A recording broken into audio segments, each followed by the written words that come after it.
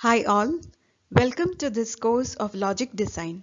This video is for the students of Electronics and Communication Engineering, Electrical and Electronics Engineering, Computer Science and Engineering, Instrumentation Engineering, Telecommunication Engineering, Biomedical Engineering, and Information Technology. There is no specific prerequisite to understand this course except the elementary knowledge of basic electronics. Systems can be analog or digital. In this video, I'll be explaining you about the comparison of analog and digital systems, and also some of the digital systems will be introduced. Keep a pen and a paper with you while listening to my lecture and keep a note of all the important points. Let us start with the introduction of electronic circuits. Electronic circuits or electronic systems are of two types, which are the analog systems and digital systems. What is an analog circuit or an analog system? Analog circuits are those in which voltage and current varies continuously through a given range. For example, audio amplifier. Audio amplifier is an example for analog system. So at any instant of time, the output voltage from an audio amplifier will be any one of the infinite values between the specified range. So what is a specified range? So for example, let the specified range here is from minus 10 volt to 10 volt. So that the output voltage will be any one of the infinite values between this range, that is from minus 10 volt to plus 10 volt. Other examples of analog devices are a signal generator or electric motor, etc. What is a digital circuit? A digital circuit is one in which there are only two distinct voltage levels. Which are those voltage levels? It is 0 volt and 5 volt. Theoretically, it is 0 volt and 5 volt, but in reality, this value varies. We'll be discussing about this later. As of now, you have to understand that in digital circuits, there are only two distinct voltage levels. The digital circuits are also called switching circuit. It is assumed that the voltage level in a digital circuit instantly switches from one value to another. Which are those values? 0 volt and 5 volt. Therefore, the transition time is said to be 0. For example, you have an electric switch here. This electric switch is having two states. Which are they? Off state and on state. Similarly, your digital circuit is having two states, that is 0 and 1. 0 represents the voltage 0 and 1 represents the voltage 5 volt. So, the voltage level in a digital circuit instantly switches from either 0 to 1 or from 1 to 0. Therefore, the transition time is said to be 0. It is because of this nature that the digital circuits are also called switching circuits.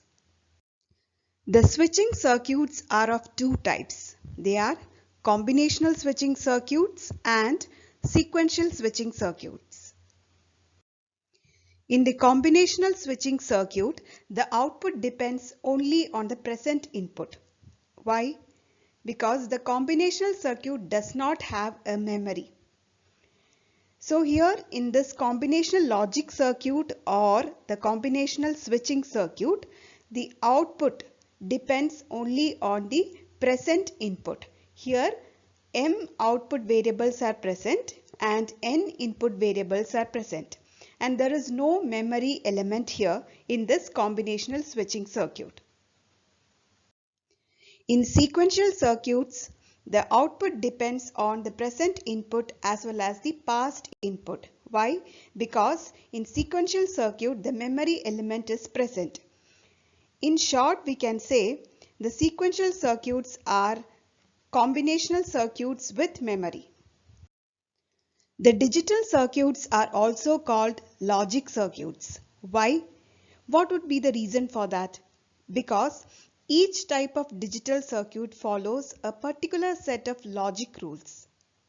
And the way in which a logic circuit responds to an input is called as circuit's logic. The digital systems has many advantages over analog systems.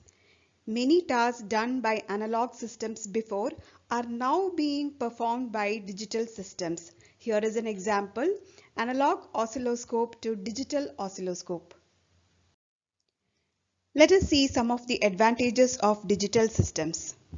The digital systems are easier to design because the digital systems are having only two voltage levels, that is 0 and 5 volt, which is represented as logic 0 and logic 1.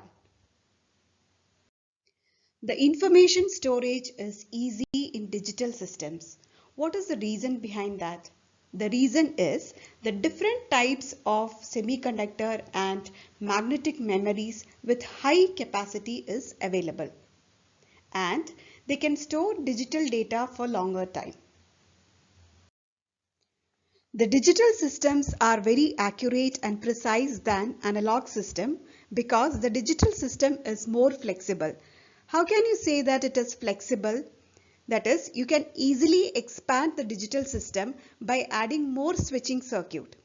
At the same time, analog system will be costly and complex for the same accuracy and precision. The next advantage is digital systems are versatile. It is easy to design digital systems. Why?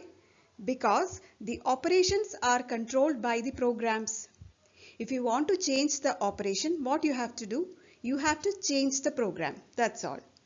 The analog system can also be programmed, but the variety of available operations are limited. Another advantage is the digital circuits are less affected by noise. What is a noise? The unwanted electrical signals are called noise. For example, in this video, while listening to my lecture, if you can hear some other sound other than my speech, those sounds are considered as unwanted signals or noise. Next advantage is the fabrication of digital IC is simpler and economical than analog ICs. The digital systems are more reliable than analog systems. But the limitations of digital technique is the real world is analog. For example, my speech. My speech is an analog signal. But the computer in which I am recording my lecture does not recognize analog signal. It understands only digital signal. So this analog signal is converted to digital signal by using an analog to digital converter. And then the signals are processed using digital techniques. And at the receiving end, that is at your end, these signals are again converted back to analog form in the device that you are using to listen to my lectures. And this is done with the help of a digital to analog converter. So as shown in this figure, this is analog to digital converter. Here the input given is an analog signal, and this analog to digital converter converts this analog signal to digital form. And this DAC or the digital to analog converter, it converts this digital signal back to analog signal. But the disadvantage of using this converters is the processing time increases as the analog signals are first converted to digital form and then processed using digital techniques. And the digital signals are again converted back to analog form for interpretation. The system becomes more complex due to these processes. Though the system is complex, the analog and digital techniques can be employed in the same system, and such systems are called hybrid systems. The design of digital system are divided into three stages, that is, system design, logic design, and circuit design. First of all, let us see what is a system design. The system design involves breaking the overall system into subsystems and specifying the characteristics of each subsystem. For example, the system design of a digital computer specifies the number of input and output units, the type of memory unit, arithmetic units, as well as the interconnection and control of these subsystems. The logic design determines how to interconnect basic logic building blocks to perform a specific function. Basic logic building blocks are gates. These are the gates. This is an AND gate, another AND gate, OR gate, and 2 XOR gate.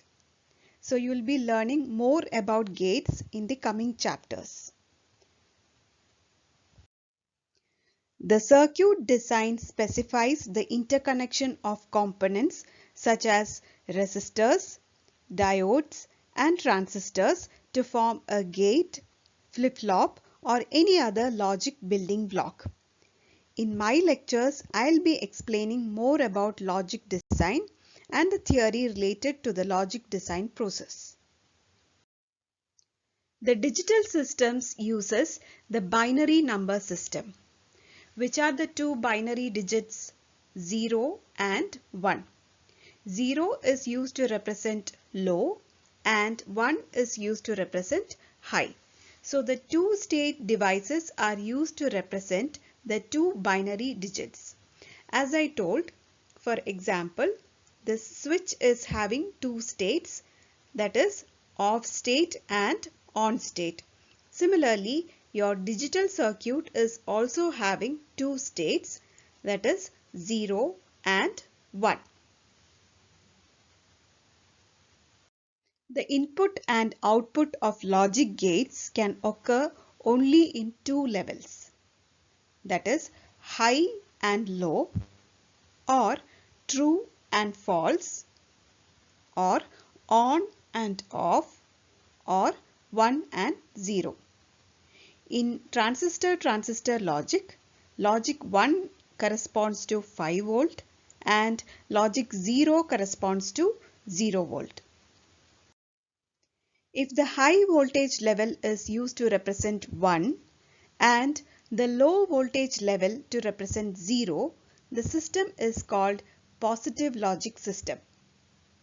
If the high voltage level is used to represent 0 and the low voltage level to represent 1, the system is called negative logic system. So in my lectures, I'll be using positive logic system. In a positive logic system, 1 is represented by 5 volt and 0 is represented by 0 volt. In a negative logic system, 1 is represented by 0 volt and 0 is represented by 5 volt. In reality, any voltage between 0 volt and 0.8 volt represents the logic 0, and any voltage between 2 volt and 5 volt represents logic 1. So the range between 0.8 volt and 2 volt is the intermediate range. In my next video, I'll be explaining about the elements of digital logic. Thank you.